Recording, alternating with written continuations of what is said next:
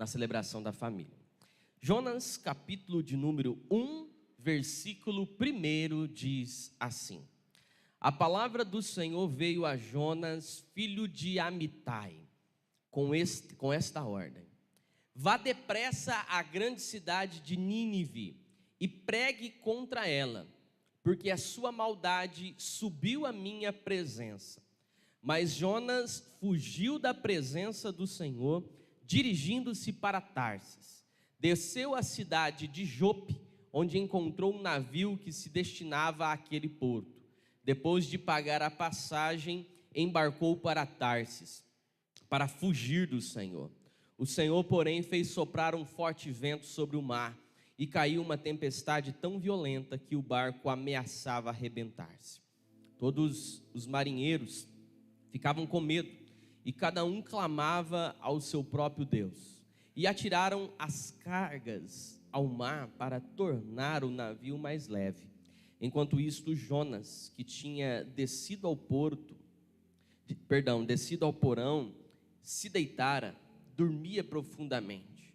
O capitão dirigiu-se a ele e disse: Como você pode ficar aí dormindo? Levante-se e clame ao seu Deus. Talvez ele tenha piedade de nós e não morramos. Então os marinheiros combinaram entre si: Vamos lançar sortes para descobrir quem é o responsável por essa desgraça que se abateu sobre nós. E lançaram sortes, e a sorte caiu sobre Jonas. Por isso lhe perguntaram: Diga-nos, quem é o responsável por esta calamidade?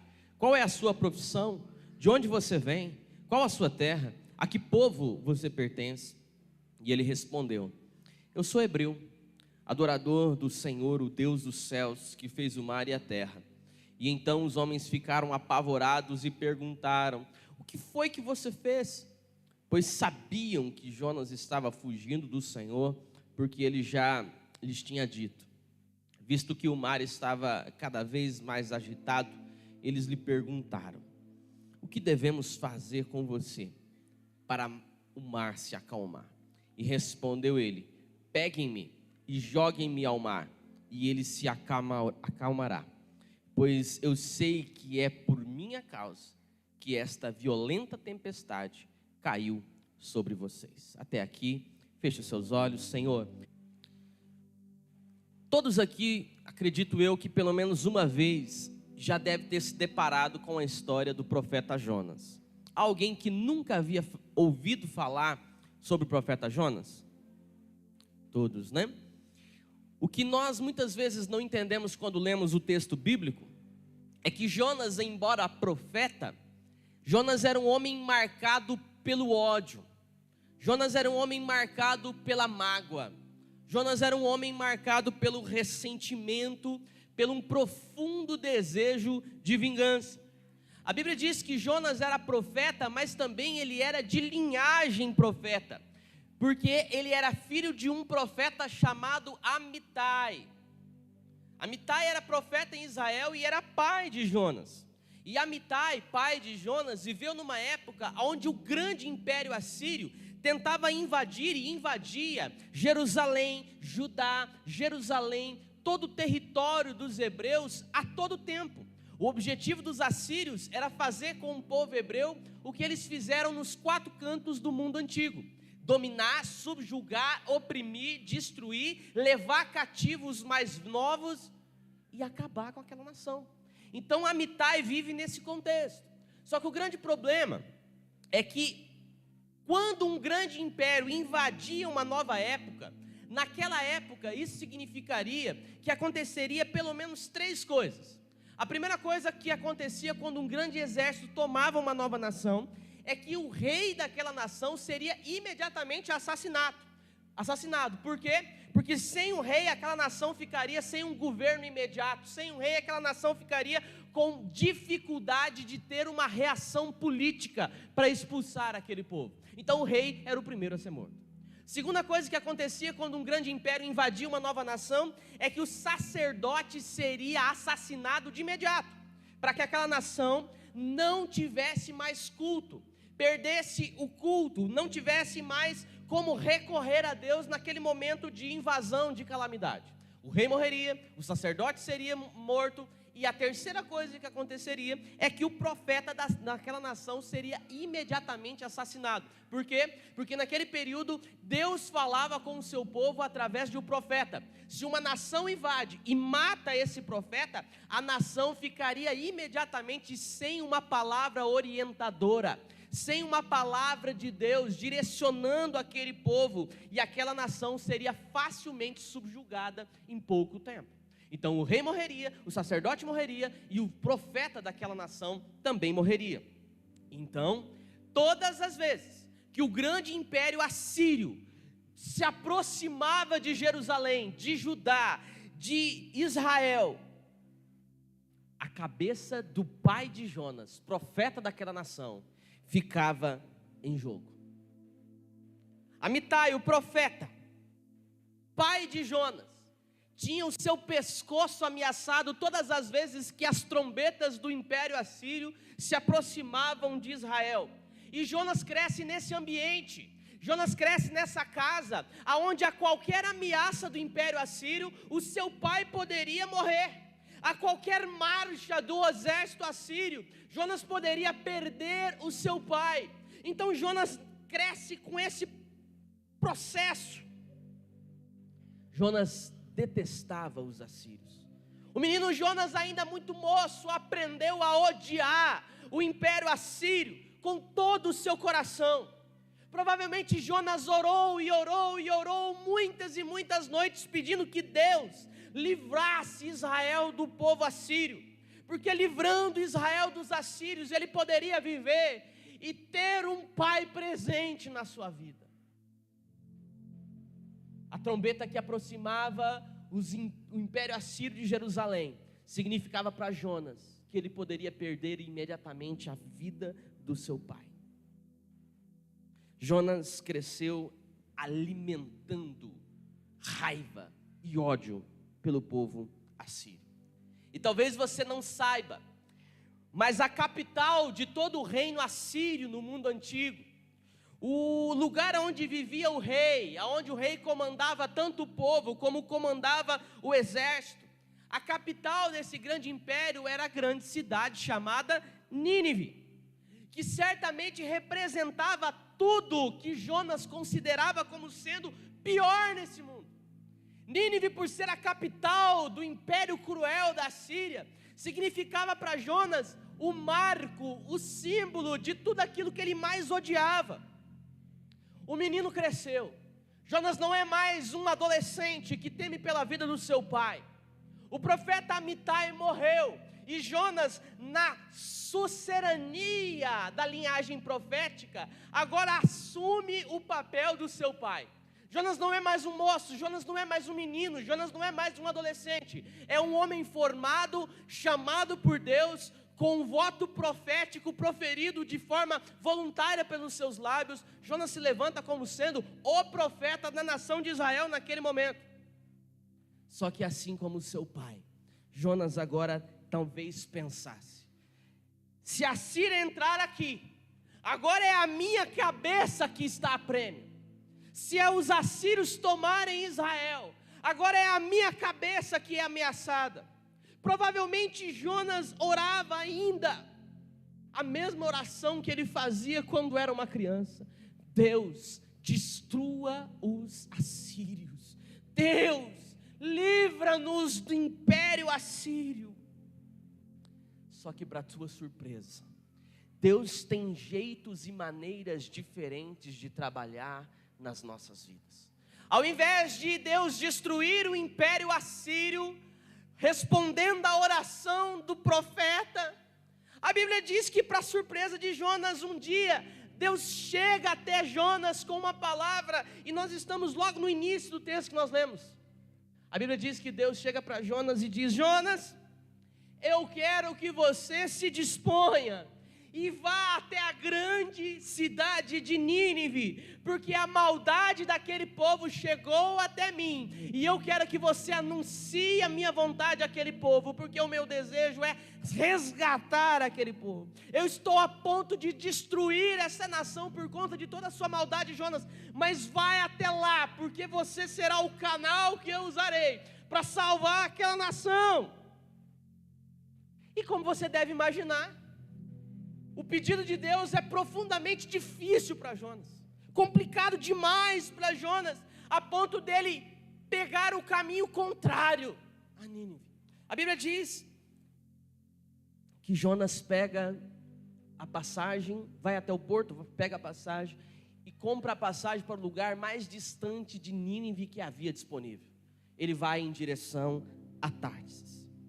Na cabeça de Jonas, Nínive era o tipo de pessoa que hoje nós falamos: essa pessoa não tem mais jeito, essa pessoa vai para o inferno mesmo, não tem o que se fazer, ela não tem jeito.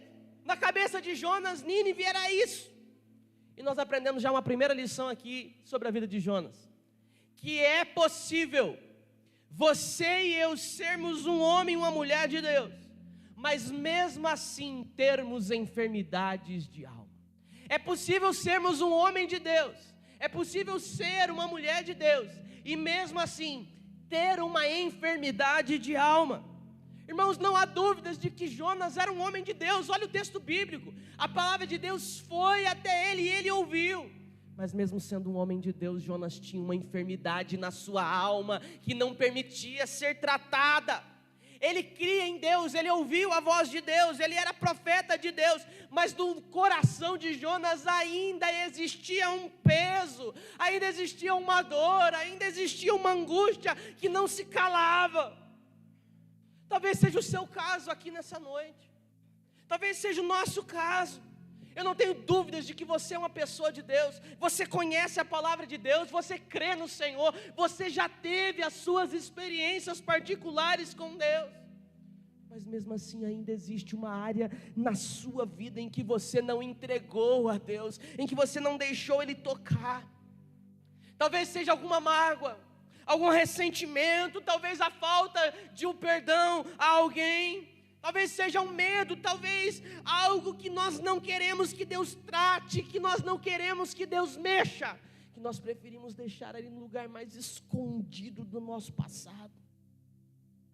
Um assunto que nós jamais falamos, um ponto que jamais nós tocamos, talvez um pecado oculto, talvez uma situação escondida, e aquilo virou uma espécie de buraco na nossa vida, algo nebuloso que talvez você jamais gostaria que viesse à tona, mas volta e meia o seu coração te alfineta, e aquilo entra na tua mente como uma espada, e aquele momento de alegria se transforma num momento de angústia, porque por mais que nós queiramos pensar que não existe, aquela coisa ainda está ali. Aquela sensação de que parece que algo errado aconteceu, aquele bolo na garganta, aquela angústia, aquela depressão, talvez fruto da falta de um perdão, uma situação que não ficou resolvida, uma pessoa que não foi conversada e nem procurado, algo que parece que ficou no passado, que ficou para trás, mas quando traz a lembrança, aquilo está em aberto, machuca, dói. Jonas é o exemplo disso. Uma pessoa de Deus com uma enfermidade de alma que não permite ser tocada.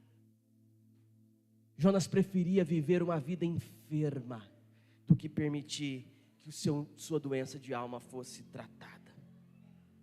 Ei, não era Deus que precisava que Jonas fosse a Nínive, mas era Jonas que precisava de Nínive para eles finalmente ser curado. E Deus não age do jeito em que nós queremos. Deus age da maneira em que Ele sabe que é melhor. Jonas achava que Deus estava provocando, mas Deus queria que Nínive fosse bálsamo de cura na vida de Jonas. Deus estava criando uma situação favorável para que finalmente Jonas enfrentasse os seus traumas de infância, enfrentasse as suas marcas, enfrentasse o seu passado que o tempo todo o assombria. Deus estava criando uma situação para que finalmente Jonas enfrentasse os duros e tristes algozes do seu coração. Mas Jonas, assim como nós, não entendia. E assim como nós, Jonas era duro na queda, muito duro na queda. Quantas vezes Deus usou homens e mulheres para falar conosco? Quantas vezes Ele usou mensagens e exposições bíblicas para falar e tocar em áreas da nossa vida que estão fora da presença de Deus? Em momentos oportunos Ele usou para falar ao nosso coração, para que finalmente nós deixássemos aquilo para o passado, curássemos aquilo, mas a gente continua endurecido. Semana após semana, Deus criando situações para que nós enfrentássemos esses problemas. Mas assim como Jonas, somos duros na queda. Fugimos dessa situação a todo momento. Viramos as costas e dizemos: Senhor, não, aqui não, nesta área não, eu já enterrei isso, o Senhor vai até aqui, mas aqui não, eu não quero que o Senhor mexa nisso. A gente é duro na queda assim como Jonas. E foi exatamente o que Jonas fez. Comprou uma passagem, foi para Tarsis. E você sabe o que aconteceu no caminho. Aconteceu o que acontece quando nós deliberadamente tentamos fugir dos propósitos de Deus para a nossa vida. Enquanto todos lutavam dentro daquele navio, para aquele navio não vir a pique, Jonas explica aos marinheiros que a culpa de tudo aquilo é dele. Olha como Jonas era um homem de Deus. Ele diz no versículo 12: se vocês querem sobreviver, me atirem no mar. Veja como ele é um homem de Deus. Ele está disposto a dar a sua vida, ele está disposto a morrer para que outros fossem salvos, desde que esses outros que fossem salvos não fossem ninivitas. Ele está disposto a morrer por gente que ele não conhece, desde que não fosse o povo de Nínive. Assim como nós muitas vezes fazemos. Somos tão bons aos olhos de todos, somos tão perfeitos, abençoamos tanta gente, ajudamos tanta gente, desde que não seja naquele ponto, desde que não seja para aquela pessoa que me fez tão mal. Eu estou pronto a ir até o final do mundo, dos lugares mais longínquos, desde que não seja para pedir perdão para aquela pessoa que um dia me magoou. Sirvo a todos, abençoo a todos, desde que não envolva aquele assunto que para mim é tão complicado citar. Assim como Jonas, a gente chama Jonas de um profeta fujão, medroso. Mas então o que nós dizemos a nós mesmos? Se Jonas era fujão, o que sou eu? Que adjetivo nós damos para nós? Jonas diz: podem me lançar ao mar. E a Bíblia diz que ele é lançado ao mar. E a tripulação pensa que Jonas tinha morrido, porque o que acontece com alguém que é lançado em alto mar? Ele vai morrer afogado. Só que quando tem um projeto, Deus tem um projeto para executar na nossa vida, nem morrer a gente consegue. Quando Deus tem um propósito para a nossa história, nem tirar a nossa própria vida a gente não consegue. Até que esse propósito se cumpra. Deus tinha propósito e projeto na vida de Jonas. Capítulo 2 nós chegamos.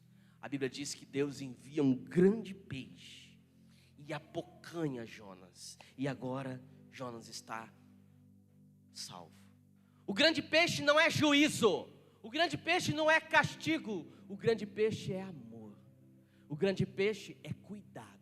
Deus envia para salvar a vida de Jonas, porque tinha propósito para Jonas.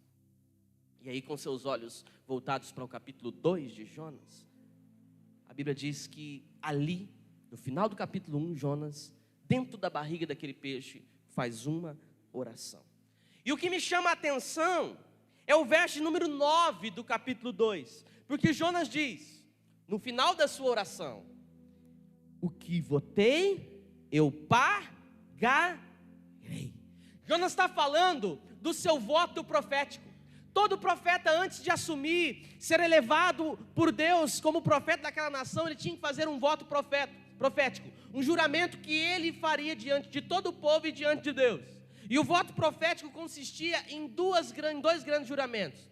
O que o Senhor me disser, isto eu falarei, e aonde o Senhor me enviar, ali eu irei. E por incrível que pareça, Jonas estava descumprindo os dois votos proféticos, porque Deus mandou ele ir a Nínive falar, e ele não quer falar, e Deus mandou ele ir a Nínive, e ele não quer ir.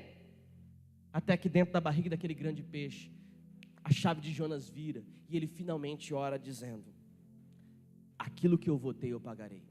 Eu vou logo fazer aquilo que eu sei que eu tenho que fazer. E aqui fica uma pergunta para você e para mim: aonde é que a gente tem que parar para finalmente fazer o que a gente sempre soube que tínhamos que fazer?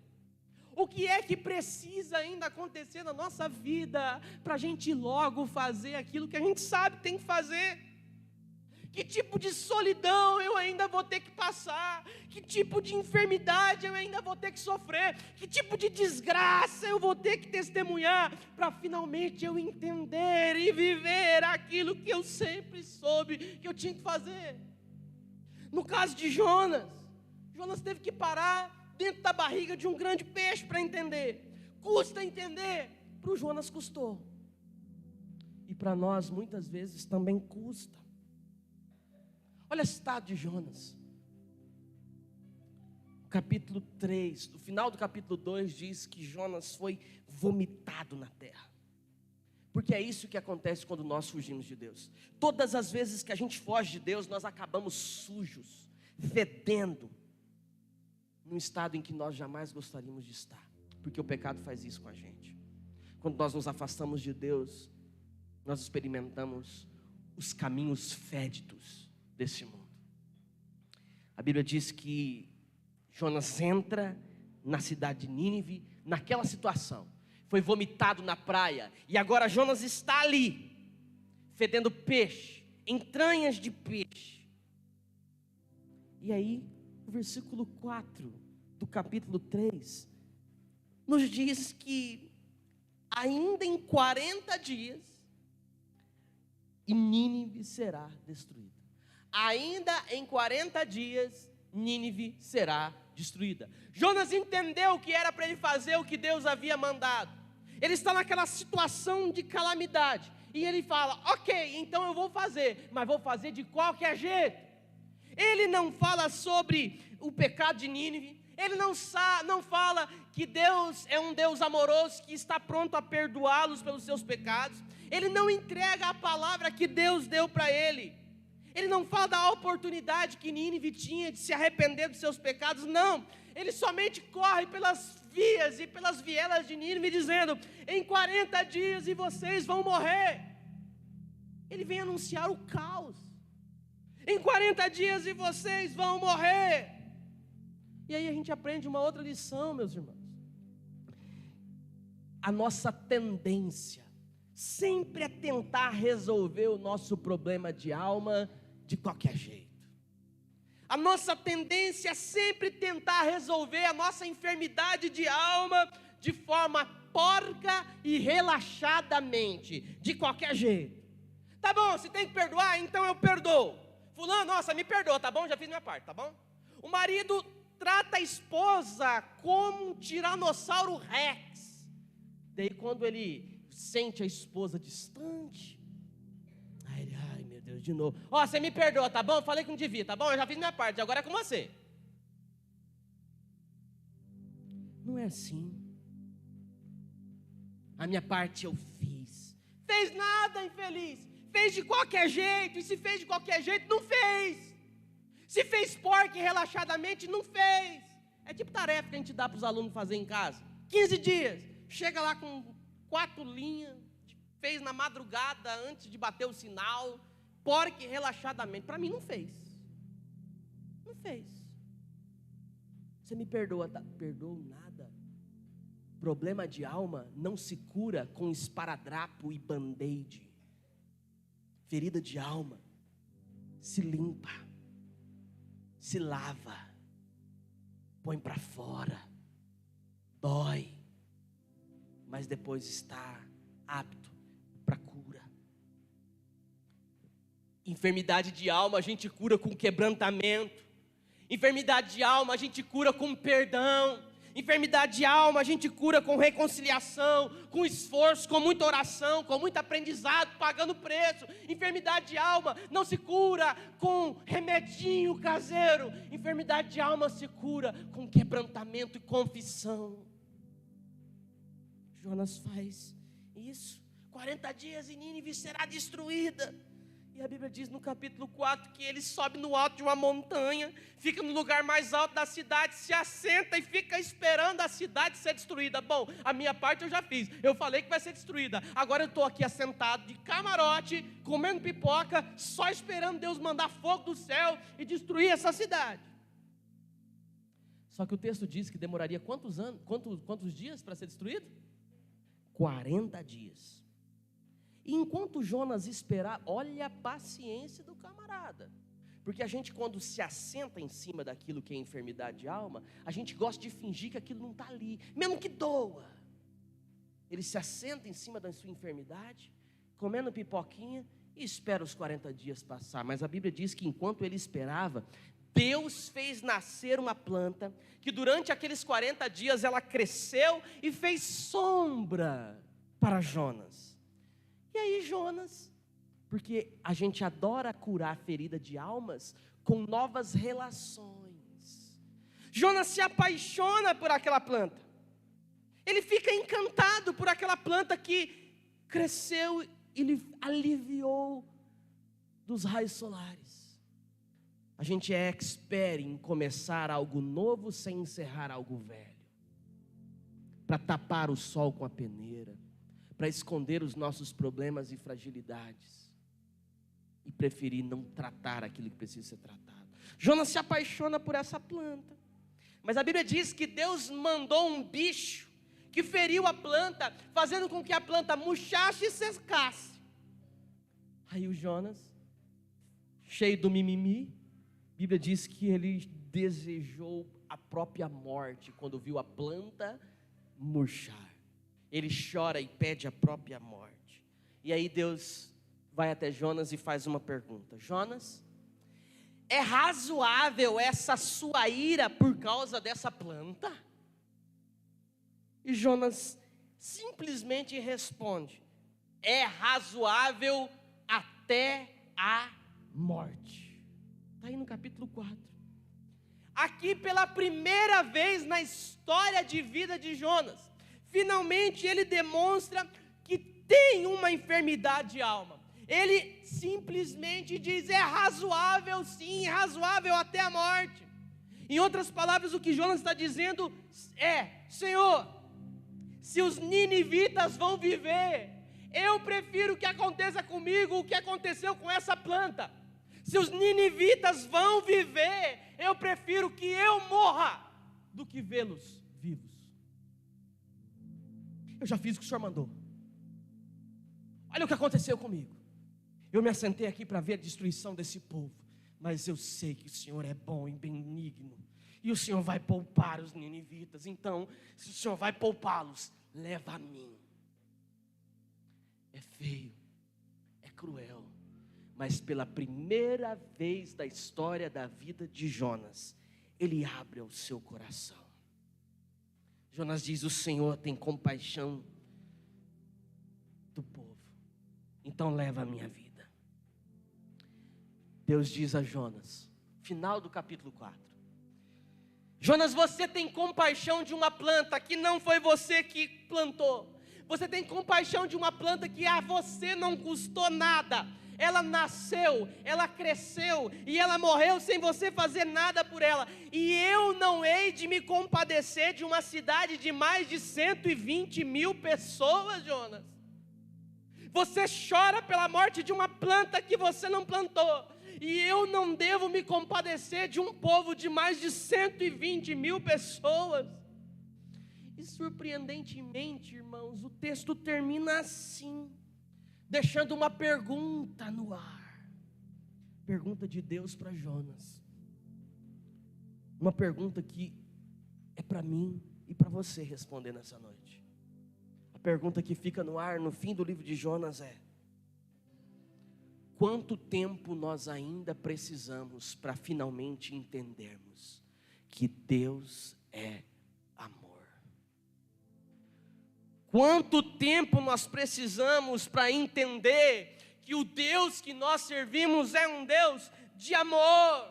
Quanto tempo você vai ficar na igreja? Quantas vezes você vai ter que ler a Bíblia toda? Quantas vezes você vai cantar os mesmos cânticos e hinos para finalmente entender que o Deus que nós servimos é um Deus de amor?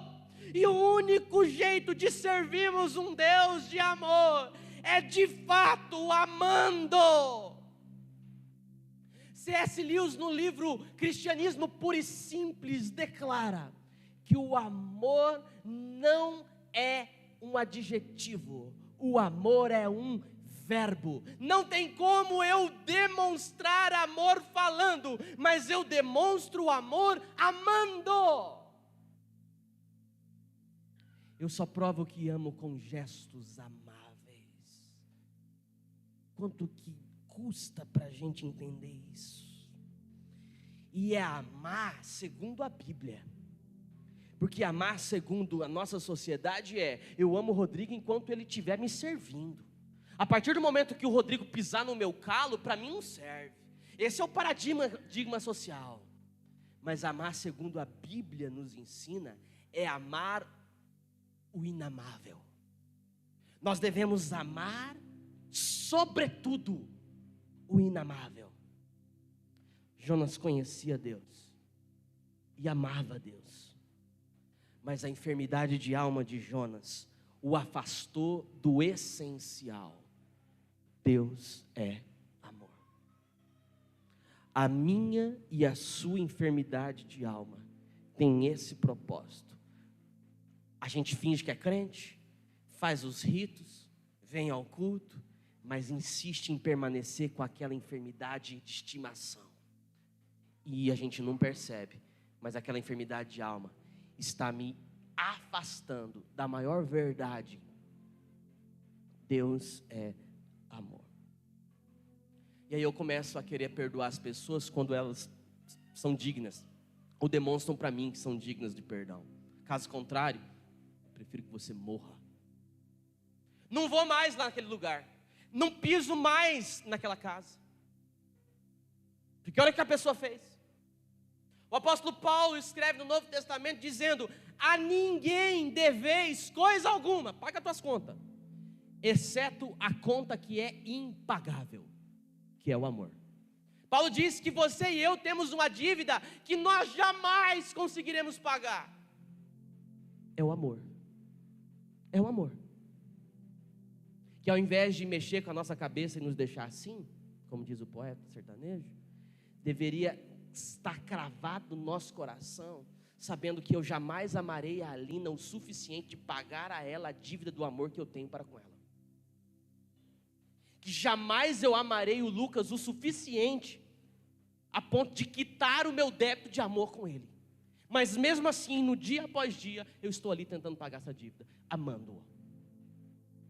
A ninguém deveis coisa alguma, exceto o amor. O amor é a dívida impagável. Pastor, o que o senhor quer dizer com tudo isso? Que eu não perdoo o outro porque ele merece o meu perdão. Eu perdoo o outro porque eu fui perdoado pelo Senhor e Deus de amor. Se ele me perdoou, eu perdoo o outro.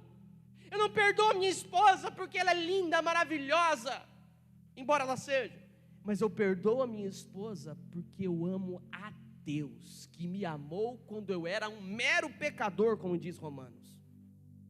Eu a perdoo porque Deus é amor. Eu não ajudo o meu irmão porque o meu irmão um dia me ajudou. Eu não ajudo o outro porque o outro merece. Eu ajudo o outro porque Deus é amor. E eu sirvo a esse Deus. Eu invisto no meu casamento, não porque tudo ali está mil maravilhas. Eu invisto no meu casamento porque Deus é amor. Eu cuido dos meus filhos, não porque eles são lindinhos, obedientes, maravilhosos, mas porque Deus é amor. E se Deus é amor e eu sirvo a esse Deus, a mim cabe apenas amar. Apenas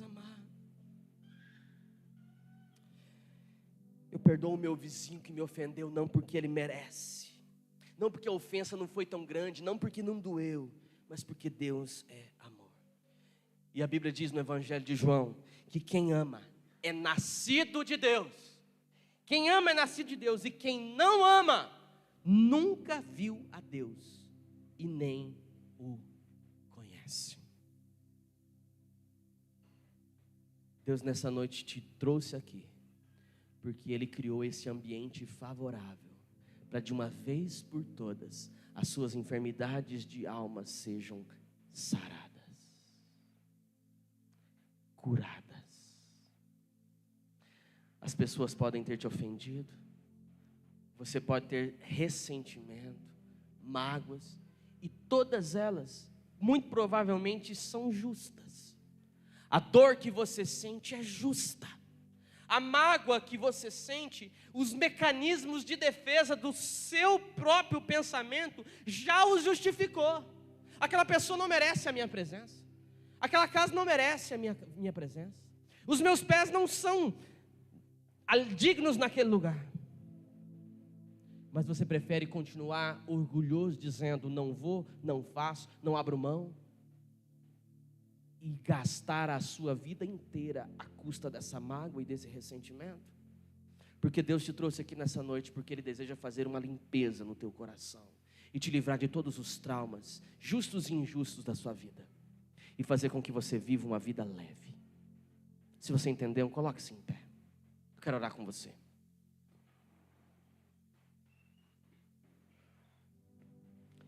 Por mais que sejamos pessoas de Deus, ainda assim é possível que nós tenhamos algumas enfermidades de alma.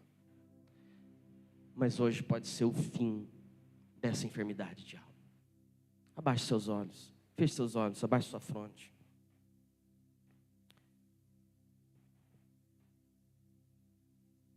Não queira resolver os problemas de enfermidade de alma fazendo curativo, tentando remediá-los.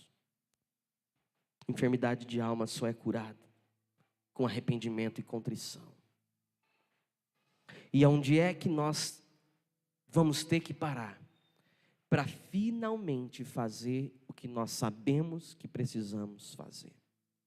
Eu sei que Deus trouxe em sua memória muitos sentimentos.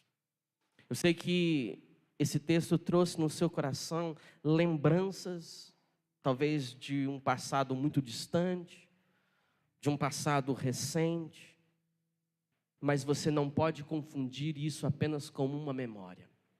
Você precisa entender que Deus colocou isso agora no seu coração, para que finalmente você faça, hoje, o que você sempre soube que precisava fazer: perdoar, se arrepender, confessar, limpar, curar. Eu quero orar com você, e nessa noite Deus vai curar o teu coração. Não espere que novas tragédias aconteçam na sua vida. Não espere que sentimentos ainda piores te levem a experimentar o pior dessa vida. Encerre esse ciclo hoje, liberando perdão, perdoando, amando, curando, deixando esse ressentimento. Quanto tempo ainda nós precisamos para entender que Deus é amor? Deus, a Tua palavra nos ensinou de que as nossas enfermidades de alma são reais. Elas estão todas aí. Isso nos faz, por um lado, ser humano. O Senhor não chamou gente perfeita, porque é justamente dos imperfeitos, pelos imperfeitos, que o Senhor morreu. Somos falhos, somos pecadores, não compreendemos muitas coisas, é verdade. Muitas vezes nos magoamos a outros, nos ressentimos. Mas a Tua palavra nos ensina que Deus sempre está disponível para fazer uma faxina na nossa casa, na nossa alma. E é isso que nós te pedimos nessa noite, Pai. É por isso que eu oro por cada vida que está aqui. Se porventura entrou alguém aqui que ainda tem no seu coração essas feridas de alma, esse bolo na garganta, esse nó, as coisas estão bem, mas quando vem aquela lembrança, tudo parece que perde a graça. É um ressentimento, é uma mágoa, é uma dor, é uma angústia que parece que jamais sai do peito. Oh, meu Pai, nos perdoa. Nós estamos aqui querendo colocar diante do Teu altar aquilo que foi ofensivo ao Senhor. Estamos aqui para dizer, nos perdoa. Estamos aqui para dizer, Senhor, limpa o nosso coração. Purifica, Senhor, o nosso coração de todo mal. Deus, eu oro por cada vida que está aqui, Pai. Deus, em nome de Jesus, não permita que você saia daqui nessa noite levando para a tua casa essa sim enfermidade de alma. Coloque isso diante do Senhor, dê nome a isso. Diga, Senhor, eu estou triste por conta disso. Senhor, essa minha enfermidade tem nome, se chama Maria Joana das Dores. Dê nome. Quando foi que isso inflamou o teu coração? Quando foi que isso azedou o seu coração? Talvez é esse ressentimento com essa pessoa que está dentro da tua casa. Você ouve, você diz que respeita, mas não leva mais em consideração, porque dentro do teu coração você já matou essa pessoa. Deus te trouxe aqui nessa noite para dizer: eu quero ressuscitar aquilo que há muito tempo morreu em você. Eu quero trocar a mágoa pelo amor. Abre o teu coração. Diga, Senhor, me perdoa. Diga, Senhor, me ajuda a limpar o meu coração. Não saia daqui dessa noite com essa enfermidade da alma, mas deixe que Deus entre no teu coração, no mais profundo do seu ser, e limpe. Ouvi o meu ser. Ore a Deus, fale com o Senhor. Abre o teu coração, coloca para fora. Enquanto você fala, Deus vai limpando. Enquanto você se arrepende, Deus vai constrangendo. E Deus vai limpando, vai sarando. Pode ser que doa, mas Ele vai curar. Fale, ore a Deus. Abre o teu coração, esqueça quem está ao seu lado.